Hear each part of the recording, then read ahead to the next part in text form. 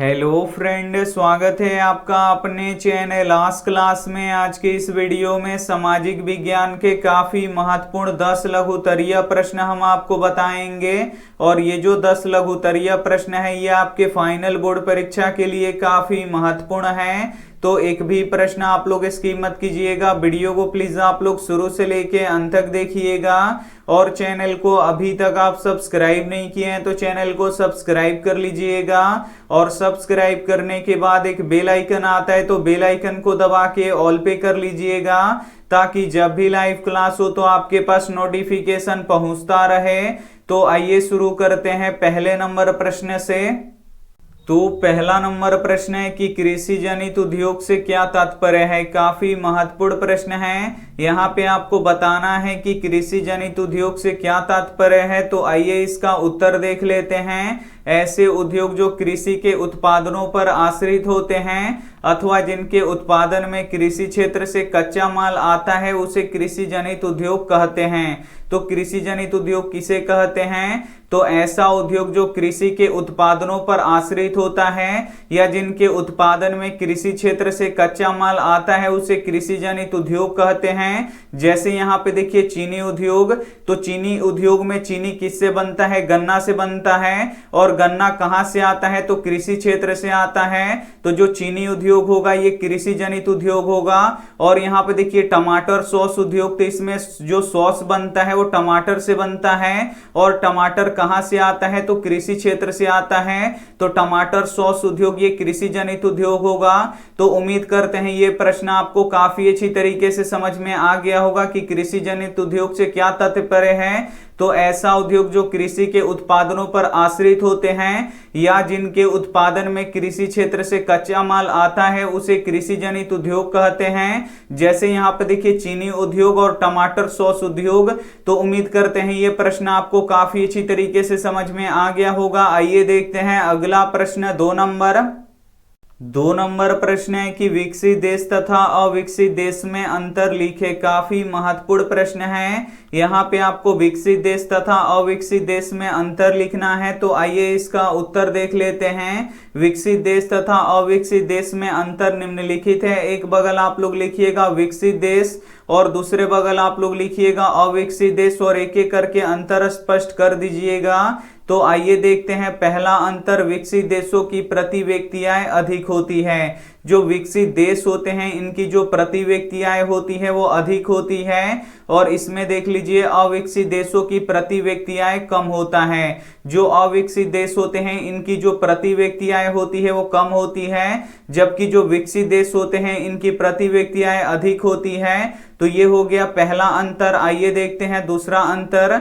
विकसित देशों के लोगों का जीवन स्तर उच्च होता है। जो विकसित देश होते हैं इन देशों के लोगों का जीवन स्तर उच्च होता है। और इसमें देख लीजिए अविकसित देशों के लोगों का जीवन स्तर निम्न होता है। जो अविकसित देश होते हैं इन देश के लोगों का जो जीवन स्तर होता है वो निम्न होता है, जबकि जो विकसित देश होते हैं इन देशों के लोगों का जो जीवन स्तर होता है वो उच्च होता है। और तीसरा अंतर देख लीजिए, उदाहरण के लिए विकसित देश अमेरिका, इंग्लैंड, जापान है। और अविकसित देश कौन कौन से हैं? तो नेपाल, भूटान आदि हैं। तो उम्मीद करते हैं ये भी प्रश्न आपको काफी अच्छी तरीके से समझ में आ गया होगा। आइए देखते हैं अगला प्रश्न 3 नंबर प्रश्न है कि गुप्त मतदान क्या है। काफी महत्वपूर्ण प्रश्न है ये आपके बोर्ड परीक्षा के लिए। यहाँ पे आपको बताना है कि गुप्त मतदान क्या है। तो आइए इसका उत्तर देख लेते हैं। मतदाता प्रत्याशियों के बीच अपने पसंद के प्रत्याशी के चुनाव चिन्ह पर बटन दबाकर अपना मत देता है और यह मतदान गुप्त रहता है, इसीलिए इसे गुप्त मतदान कहते हैं। तो गुप्त मतदान किसे कहते हैं? तो मतदाता प्रत्याशियों के बीच अपने पसंद के प्रत्याशी के चुनाव चिन्ह पर बटन दबाकर अपना मत देते हैं, अपना वोट देते हैं। और जो ये मत देते हैं ये गुप्त रहता है, ये किसी को पता नहीं चलता है, इसीलिए इसे गुप्त मतदान कहते हैं। तो उम्मीद करते हैं ये आपको काफी अच्छी तरीके से समझ में आ गया होगा कि गुप्त मतदान क्या है। तो आइए देखते हैं अगला प्रश्न 4 नंबर प्रश्न है कि विपक्षी दलों के कार्यों को लिखे। काफी महत्वपूर्ण प्रश्न है। यहाँ पे आपको विपक्षी दलों के कार्यों को लिखना है। तो आइए इसका उत्तर देख लेते हैं। विपक्षी दलों के कार्य निम्नलिखित हैं। यहाँ पे पहला कार्य देख लीजिए, जनता की शिकायतों को सरकार के समक्ष रखना। विपक्षी दल का पहला कार्य क्या होता है? तो जो जनता की शिकायत होता है इसको सरकार के समक्ष यानी सरकार के सामने रखना होता है, ये पहला कार्य होता है। आइए देखते हैं दूसरा कार्य, सरकार के साथ मिलकर सकारात्मक कदम उठाकर देश के विकास में सहायता करना तथा लोकतंत्र को सफल बनाना है। और विपक्षी दलों का दूसरा कार्य क्या होता है? तो सरकार के साथ मिलकर सकारात्मक कदम उठाकर देश के विकास में सहायता करना तथा लोकतंत्र को सफल बनाना होता है। आइए देखते हैं विपक्षी दल का तीसरा कार्य, कानून निर्माण में सदन में महत्वपूर्ण भूमिका निभाना। और विपक्षी दलों का तीसरा कार्य क्या होता है? तो कानून के निर्माण में सदन में महत्वपूर्ण भूमिका निभाना।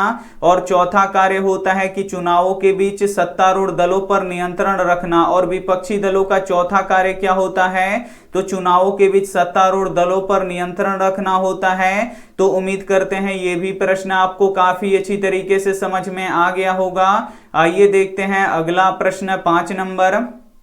5 नंबर प्रश्न है कि अशिक्षा लोकतंत्र के लिए अभिशाप है कैसे? काफी महत्वपूर्ण प्रश्न है। यहाँ पे आपको बताना है कि अशिक्षा लोकतंत्र के लिए अभिशाप है कैसे। तो आइए इसका उत्तर देख लेते हैं। शिक्षा का अभाव लोकतंत्र के लिए चुनौती है। अगर नागरिक अशिक्षित रहेंगे तो लोकतंत्र सफल नहीं हो सकता। शिक्षा उनके अंदर जागरूकता पैदा करता है। जब तक लोग अशिक्षित रहेंगे तब तक जो लोकतंत्र है ये असफल रहेगा, क्योंकि अशिक्षित लोग क्या करते हैं कि किसी भी पार्टी के बहकावे में आकर उस पार्टी को वोट कर देते हैं। उनको समझ में नहीं आता है कि वो पार्टी गलत है या सही है। तो जब तक समाज में अशिक्षा रहेगा तब तक लोकतंत्र सफल नहीं हो सकता है। तो यहाँ पे देखिए जो अशिक्षा है ये लोकतंत्र के लिए अभिशाप है। तो उम्मीद करते हैं ये प्रश्न आपको काफी अच्छी तरीके से समझ में आ गया होगा। आइए देखते हैं अगला प्रश्न 6 नंबर।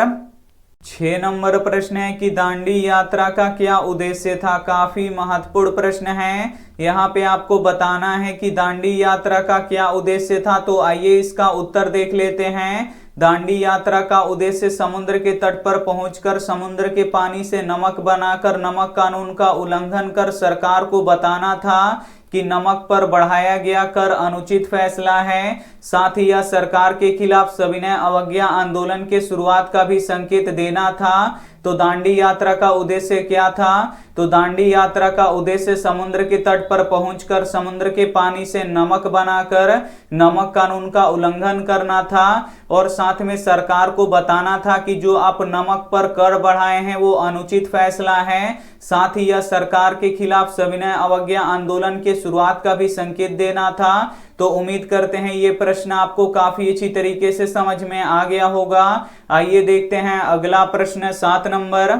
7 नंबर प्रश्न है कि कपास के उत्पादन में महाराष्ट्र एवं गुजरात राज्य अग्रणी क्यों है? काफी महत्वपूर्ण प्रश्न है। यहाँ पे आपको बताना है कि कपास के उत्पादन में महाराष्ट्र एवं गुजरात अग्रणी राज्य है क्यों। तो आइए इसका उत्तर देख लेते हैं। महाराष्ट्र एवं गुजरात में काली मिट्टी सर्वाधिक पाया जाता है। जो महाराष्ट्र और गुजरात राज्य है इसमें काली मिट्टी सबसे अधिक पाया जाता है। यह मिट्टी काफी उर्वरक होती है। जो काली मिट्टी होती है ये काफी उर्वरक यानी उपजाऊ मिट्टी होती है। यह अर्ध शुष्क क्षेत्रों में कृषि के लिए अच्छी मिट्टी मानी जाती है। जो काली मिट्टी होती है ये अर्ध शुष्क क्षेत्रों में कृषि के लिए अच्छी मानी जाती है। काली मिट्टी कपास के लिए सर्वश्रेष्ठ माना जाता है। जो काली मिट्टी होता है ये कपास के उत्पादन के लिए सर्वश्रेष्ठ यानी सबसे अच्छा मिट्टी माना जाता है। यही कारण है कि कपास के उत्पादन में महाराष्ट्र एवं गुजरात अग्रणी राज्य है। तो उम्मीद करते हैं ये भी प्रश्न आपको काफी अच्छी तरीके से समझ में आ गया होगा। आइए देखते हैं अगला प्रश्न 8 नंबर। 8 नंबर प्रश्न है कि कैंसर रोग के उपचार में वन का क्या योगदान है? काफी महत्वपूर्ण प्रश्न है। यहाँ पे आपको बताना है कि कैंसर रोग के उपचार में वन का क्या योगदान है। तो आइए इसका उत्तर देख लेते हैं। हिमालय के वन में चीड़ नामक एक सदाबहार वृक्ष पाया जाता है जिसके पत्ती, टहनी, छाल और जड़ों से टेक्सोल नामक रसायन प्राप्त होता है। इस टेक्सोल रसायन से निर्मित दवा कैंसर के उपचार के लिए प्रयुक्त होता है। कैंसर रोग के उपचार में वन की महत्वपूर्ण योगदान है। तो कैंसर रोग के उपचार में वन का क्या योगदान है? तो हिमालय के वन में एक चीड़ नामक सदाबहार वृक्ष पाया जाता है जिसकी पत्ती, टहनी, छाल और जड़ों से टेक्सोल नामक रसायन प्राप्त होता है। इस टेक्सोल रसायन से निर्मित दवा कैंसर रोग के उपचार में प्रयोग किया जाता है। तो कैंसर रोग के उपचार में वन का महत्वपूर्ण योगदान है। तो उम्मीद करते हैं ये भी प्रश्न आपको काफी अच्छी तरीके से समझ में आ गया होगा। आइए देखते हैं अगला प्रश्न 9 नंबर प्रश्न है कि हरित क्रांति से आप क्या समझते हैं। काफी महत्वपूर्ण प्रश्न है। यहाँ पे आपको बताना है कि हरित क्रांति से आप क्या समझते हैं। तो आइए इसका उत्तर देख लेते हैं। भारतीय कृषि में क्रांतिकारी विकास को हरित क्रांति कहते हैं। तो हरित क्रांति किसे कहते हैं? तो भारतीय कृषि में क्रांतिकारी विकास को हरित क्रांति कहते हैं। नई प्रजातियों की फसल लगाकर, सिंचाई की सुविधा, आधुनिक कृषि उपकरण का प्रयोग करके और रासायनिक उर्वरक के प्रयोग से भारतीय कृषि में सोना उत्पादन होने लगा।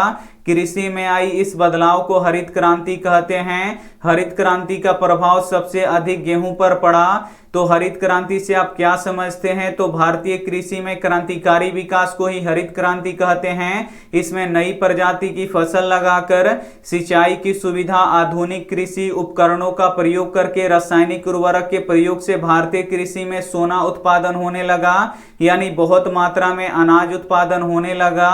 तो कृषि में आई इस बदलाव को ही हरित क्रांति कहते हैं। और हरित क्रांति का सबसे अधिक प्रभाव गेहूं पर पड़ा। तो उम्मीद करते हैं ये भी प्रश्न आपको काफी अच्छी तरीके से समझ में आ गया होगा। आइए देखते हैं अंतिम प्रश्न 10 नंबर प्रश्न है कि मिश्रित अर्थव्यवस्था क्या है। काफी महत्वपूर्ण प्रश्न है ये आपके बोर्ड परीक्षा के लिए। यहाँ पे आपको बताना है कि मिश्रित अर्थव्यवस्था क्या है। तो आइए इसका उत्तर देख लेते हैं। ऐसी अर्थव्यवस्था जिसमें पूंजीवाद और समाजवाद दोनों का अस्तित्व होता है, अर्थात जिसमें निजी और सार्वजनिक दोनों क्षेत्र साथ मिलकर चलते हैं, उसे मिश्रित अर्थव्यवस्था कहते हैं। तो मिश्रित अर्थव्यवस्था किसे कहते हैं? तो ऐसी अर्थव्यवस्था जिसमें पूंजीवाद और समाजवाद दोनों का अस्तित्व होता है, अर्थात जिसमें निजी यानी प्राइवेट और सार्वजनिक यानी जो सरकारी होता है, इसमें दोनों क्षेत्र साथ मिलकर चलते हैं, उसे मिश्रित अर्थव्यवस्था कहते हैं। और मिश्रित अर्थव्यवस्था किस देश में है? तो अपने देश भारत में है। तो आपको वो काफी अच्छी तरीके से समझ में आ गया होगा कि मिश्रित अर्थव्यवस्था किसे कहते हैं। अगर वीडियो आपको समझ में आ गया है तो वीडियो को आप लोग जरूर लाइक कीजिएगा, अपने दोस्तों के पास इस वीडियो को जरूर शेयर कीजिएगा। और चैनल को अभी तक आप सब्सक्राइब नहीं किए हैं तो चैनल को सब्सक्राइब कर लीजिएगा। और सब्सक्राइब करने के बाद एक बेल आइकन आता है तो बेल आइकन को दबा के ऑल पे कर लीजिएगा, ताकि जब भी लाइव क्लास हो तो आपके पास नोटिफिकेशन पहुंचता रहे। Thank you for watching. मिलते हैं अगले वीडियो में, तब तक अपना ध्यान रखिए, मन लगा के पढ़ाई कीजिए। Take care and bye.